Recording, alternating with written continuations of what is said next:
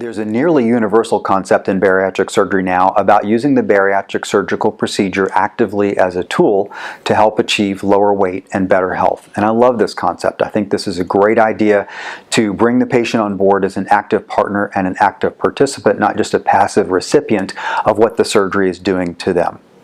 And using your surgery actively as a tool means many different things. One thing it means is choosing healthy foods and eating them in a healthy way in synchrony with your bariatric operation so that you have the best energy and the best satisfaction. It means taking the right vitamins. It means staying physically active. And using your tool also means remaining connected with your bariatric surgical team. All these things are important for long-term success, and the purpose of this video is to talk about a mindset that I'll call conscious eating, that many people call mindful eating. This mindset that will help you do that first part about eating in a way that is healthy and works in synchrony with your surgery. Now, conscious eating, I think it's very useful for two important reasons. One thing is that conscious eating is actually more comfortable. As I've discussed in other videos, you don't have to suffer to do well with your bariatric operation. And the second thing about conscious eating is that conscious eating is the type of eating that is going to give you long-term control over your hunger level, and thus also long-term control over your weight and your health. And I think that when I talk to people 5 years and 20 years after their bariatric surgery, yes, the weight is a factor, and yes, the health is a factor, but the sense of being in control and working with their body is also a very important factor that's not commonly mentioned, and one that you have the best chance of achieving if you begin at the beginning. So let's start with conscious eating. I happen to believe that the principles of conscious eating that I'm going to discuss here are useful for non-bariatric people as well. I think that they give people a better sense of satisfaction, a better sense of being in control of their hunger.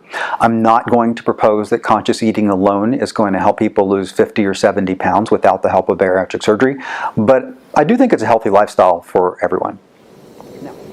In order to clarify what conscious eating is, let's talk for a moment about what conscious eating is not. The concept of conscious eating is not the same as what people usually think of when they think about being on a diet, of using willpower and personal discipline to control a person's intake in the face of hunger, in the face of pain, and this old-fashioned idea of reduced intake leads to reduced calories, while it's true on a mathematical level, it misses the fact that there's this automatic control system. And this is old idea is what I call the personal responsibility paradigm of weight loss, which I've discussed and in the sense debunked in multiple other videos. As I said, the accepted wisdom from society claims that weight control and dieting is a matter of personal choice. And as I said, these ideas have been debunked. And the fact is that your weight is controlled by your biology to an overwhelming degree. The reality is that, except for temporary periods of deprivation that we choose through dieting or maybe have imposed on us, we humans eat according to what our hunger drives tell us to do. This may sound fatalistic or sad in the sense that it seems to mean that we are helpless in the face of our physical drives and we have no agency about our food choices. The good news is that with careful, long-term conscious attention, we can modify or sort of like train our drives to a more like a healthy balance so that we can have a healthy hunger level that is easy to satisfy and easy to live with. In other words, it's unrealistic to use force of will to overcome your physical impulses on a long-term, ongoing basis. On the other hand, it completely is realistic to train your body to mostly have sensible, healthy physical drives. Think of your body as a puppy after surgery, and think about this puppy being a puppy that will grow into a big, huge Labrador. And you need to train that puppy, or it's going to be a mess when it turns into an 80-pound behemoth running around your house and chewing up the couch, etc. But Labradors are bright, and your body is responsive as well, so that if you use the right time interval and you work with your body and consciously train it into a healthy way, then it can be a wonderful companion to live with. Now, of course, for bariatric patients, the best time to train your mind and train your physical impulses is during what we call the honeymoon period, which is something like the first 6 months after surgery. Of course, it's possible to come back and retrain 5 years later on, but it's a lot harder. It's like training that adult Labrador, and you need to bring in the dog whisperer for that situation. And that's where your bariatric team can be helpful. In the next few minutes, we'll get to a lot of principles and processes that give you specific ideas about conscious eating. But there are 3 overarching principles that I think will capture the whole concept and point you in the right direction. The first of these is recognizing hunger, or recognizing the absence of hunger, and it's an internal awareness. Now, I know that hunger is complicated, and that's a video that I'm due to work on, but for now we'll just say that you understand what hunger is and what hunger is not. The second key principle is choosing quality food. When we say quality food, we mean natural food that's with minimal preservatives and no artificial sweeteners, and it means low carb. And the third key principle is a gentle eating process. So once you're eating because you're hungry and you're eating quality food, we want you to eat in a way that is conscious and gentle and mindful. Now, I've gathered a number of specific thoughts or guidelines for this conscious eating process, and the conscious eating process should allow you to eat in a way that you can eat a small amount of food and feel satisfied and have good energy levels. And again, this works best for people that have had a gastric bypass or a sleeve, although it's probably a good idea for the general population as well. The first principle and the overarching one, I think, is to be conscious and attentive with your entire food process. And when I say your entire food process, I mean the shopping. Actually, before that, the planning of the food that you're going to buy. The fact that you don't shop for some things that you shouldn't have on the shelf at your house or in the refrigerator at your house. Second, the preparation. I'm going to ask you to have your mind in the preparation piece so that you can, in a healthy way, anticipate and appreciate the food. I'm going to ask in particular that you eat in a way that's mindful and attentive and cautious. We'll say more about that in a moment. And the cleanup piece. And especially on the eating piece, if you don't have time to give your focus to that, and by the way, I want you to try to avoid multitasking. Try not to be on the phone and email and TV. Yes, you can eat socially, okay, and I don't really think of that as multitasking because social can actually deepen your mindful experience, but in terms of devices and information experiences, I would like you to keep those to a minimum in your eating process. If you don't have time to do that, you probably don't need to eat right in that moment. And as I've said in other videos, I think it's okay to be hungry for a little while. Okay, number 2. Try to only eat if you feel hungry. And I acknowledged a moment ago that hunger can be a little bit tricky. And I'm going to mention here that there's a different type of hunger that I call cravings. And cravings mean that you have hunger that's distracting, that is anxiety provoking, that makes you hangry. And I use the word craving to mean a type of hunger that's not healthy. If you're having food desire or food hunger that drives you crazy, then there's probably something out of balance and you should contact your bariatric team. But to the contrary, mostly when things are in a healthy balance, you should have hunger that makes you appreciate food more. And that's the right time to eat. And if you don't feel if you don't feel hungry, then honestly, I'm going to suggest to you that you can just take a pass on the food. Trust your body to let you know when it needs nutrition. And we think that this idea or this concept of intentional fasting can be a really good idea, as we've discussed in our recent blog on our website here. Now moving a little bit into the quality of the food, we want you to choose food that is natural and solid. So talking about chicken or salad or beef. And the solid foods are going to stay in your little stomach pouch for a little bit of a longer time and give you an earlier, more genuine, lasting sense of satiety versus the mushy foods. And we don't want you to take even healthy soup and have soup be your food all the time, because that liquid food will flow through your stomach a little more quickly than we would like. And this is just like drinking with your food. So solid food, proteins or natural fats, and minimal carbs. Having said that, we want you to choose solid foods that are natural and low carb. We also want you to choose foods that you are going to enjoy, because I'm going to want you to dive in mentally to your meal, and I want you to be able to appreciate what you're eating. And so this shouldn't be drudgery or difficulty. You're not eating just because you're supposed to or you have to, but I want you to eat because you're enjoying it, and then be satisfied when you're finished. Well, I feel a little silly because I got into the middle of editing this video about a week after I shot it, and I realized I had left out a couple of key points. So on the subject of food enjoyment, I want to emphasize that we're really fine with you spicing your food all that you like to do. I think actually adding spice to your food helps with the conscious aspect of food planning. It helps with the enjoyment of the food, and then it gives you some variation that makes your food plan sustainable over the long run. And I mentioned it briefly, but I want to expand on the idea that natural fats are okay as part of a healthy food plan. I'm talking about olive oil, avocado, dairy fats, and things like this. And yes, we love proteins and we love green vegetables for you. Those things are still part of the mix. But we want you to have a variety of foods available for you in the long run so that it's, again, a sustainable food plan. And natural fats turn out to be fairly satisfying, so you don't have to eat a huge amount. And they do add flavor and taste and variety to your food in the long run. And along those lines, we really don't like artificial sweeteners. Now, everyone understands that we want to stay away from sugars and sweets and simple carbs, but artificial sweeteners turn out also to be a problem in terms of food quality. And the different artificial sweeteners have different effects. There's still research that's happening, but artificial sweeteners diminish the quality of your food or decrease the quality of your food in the sense that they stimulate hunger, they stimulate appetite, or they disrupt metabolism. So we're looking for a food plan that doesn't have a lot of sweet flavor, whether that be a real sweet flavor or a fake sweet flavor. And food quality matters as part of your conscious eating program because food is not just calories that you take in, but food is also hormonally active in your body.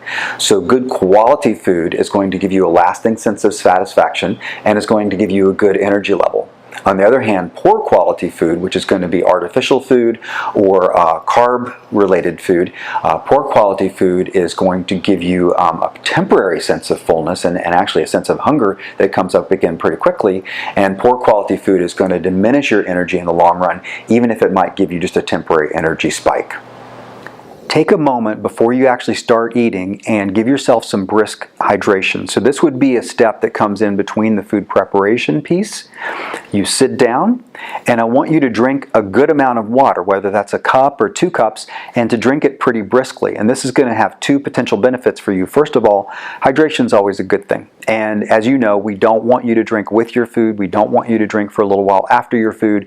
So hydration is going to be assisted by drinking as a preliminary to food. But also, if you drink briskly over a minute or 2, then you're going to give your little stomach pouch a gentle pre-stretch that's actually beneficial. And so what this can do is it can take the edge off of your hunger so that you don't feel this sort of urgency to the hunger and you feel in control as you pick up the fork and move into your next bite of food. Stop and give thanks. Just think for a second about how you got to this point. Think about this food, where it came from, and give gratitude to the world for this. I think this is a good way of stepping back, taking a breath, and making sure that your next points of eating are appropriately attentive. Then, once you pick up the fork and take that first bite of food, no more drinking, please, and no more drinking for an hour after you eat. And so what I'm asking you to do is I'm asking you to chew your food and to swallow it without any extra lubrication or flushing. And this is completely doable, but it takes more time, takes more chewing, and you have to chew it a little bit more thoroughly before you swallow it down. And guess what? For conscious eating, those are all good things. And then the other thing about this process, of course, as I mentioned, is that not chasing your food with fluid means that you allow that food to sit in your little stomach pouch for a longer and actually a more beneficial time and give you a lasting sense of satisfaction, or what we call satiety. With some practice, you will learn what the right portion size is for you to gain satisfaction.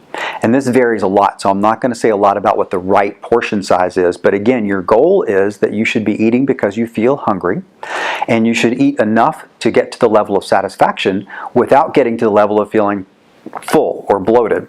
And because full and bloated is really too much, and satisfaction should give you good energy and a good sense of well-being. Now, a tricky part of it is that the nerves that notice satisfaction and notice a healthy, appropriate level of stomach fullness, those nerves are kind of slow. So here's another guideline, is I want you to try to make your small meal take at least 20 minutes to eat. And then really not longer than 30 minutes, because the other food pattern that we don't want to go into is nibbling or snacking or grazing or really long eating, because it is a fact that your little stomach is starting to empty out even as you're continuing that meal. And with each bite, to the best of your ability, ask yourself, okay, what's my hunger level right now? And try to practice getting yourself a hunger measurement scale from 1 through 5. If you're at a hunger level of 1, very low, then you really don't need to be eating. And if you're a hunger level of 5, that's crazy hunger, that probably means you took a little too long to eat. And so I would say the ideal hunger scale is to begin eating when you're probably at kind of like a 4. That's, kind of moderate hunger but not intense hunger. And then to stop eating when you're down at a 2, which is when you're satisfied but not really super full. Now, I asked you to notice whether you feel hungry or not and to stop eating when you feel satisfied, and I want to emphasize this point, and it can be tricky because your hunger level or your satisfaction level can be different on different days. And you may find that you're eating a normal portion for you and you're halfway through and your hunger is gone. So be it. And I'm aware that your mom may have made you clean your plate when you were younger and talked about starving children wherever they were living. But that's not your situation right now. And if your hunger is taken care of, set that aside, store it or toss it, whatever your preference may be. Now, the cool thing about this, if you practice it regularly, is that if you eat just up until satisfied, on average, your meals are going to be much smaller. And the other cool thing is that you can actually reset your stomach pouch or your stomach pouch tolerance to act smaller than it was. All over the internet, you'll hear about pouch reset, and sometimes that means people want to have more surgery. Most often, surgery isn't all that useful. But a pouch reset can be real when it's a habit reset and when it's working with your body sensations to accustom your stomach pouch to having a smaller amount and reaching that level of satisfaction rather than that level of super fullness. And then the last part of the eating process, and this may run in parallel with your cleanup process, is to reassess. How did that work for me? Do I feel satisfied? What's my energy level? Because quality food in the right amount should give you satisfaction and lasting energy. If you have a problem with being hungry again very soon after you eat, or if you feel your energy is wavering, it may go up and it may go down after you eat, then there's something about that food process or that food quality that's not working, and we may need to bring in the bariatric team, which is fine. We're happy to help troubleshoot that. Last of all, I just gave you a very complex, lengthy set of guidelines, and the last of these is I want you to give yourself some grace. No one is going to get this right at first, and I don't think anyone is going to be perfect with this on a week-by-week or a month-by-month basis. So do the best you can, and the more effort you put into it, the more payoff you're going to have, even if you don't reach that level of true perfection.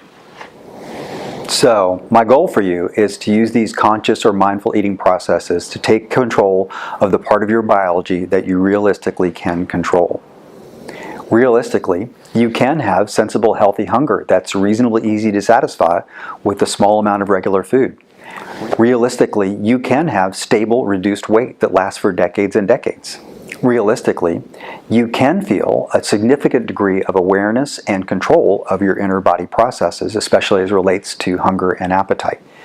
Let me wind up by circling back to more of a philosophical point than a particular guideline.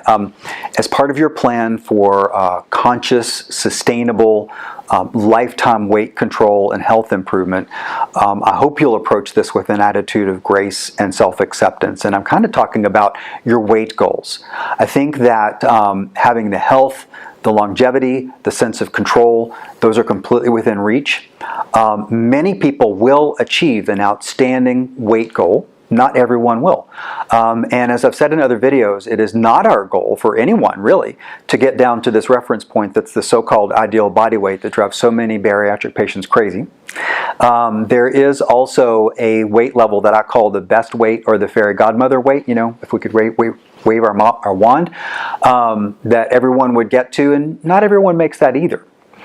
Contrary to what social media would have you believe, not everyone is destined to be a bikini model on the cover of Sports Illustrated, and biology does limit us to some degree. And this shows up in different ways. People who have met me know that I'm very vertically challenged. I'm not due to be a center playing for the Boston Celtics, and I'm okay with that. That's my biology, and so I work with what my biology gives me. And I want you to work with what your biology gives you as well. So this whole process is about working in partnership with your body and your physical sensations, recognizing that your biology has a lot to say about what's achievable and sustainable.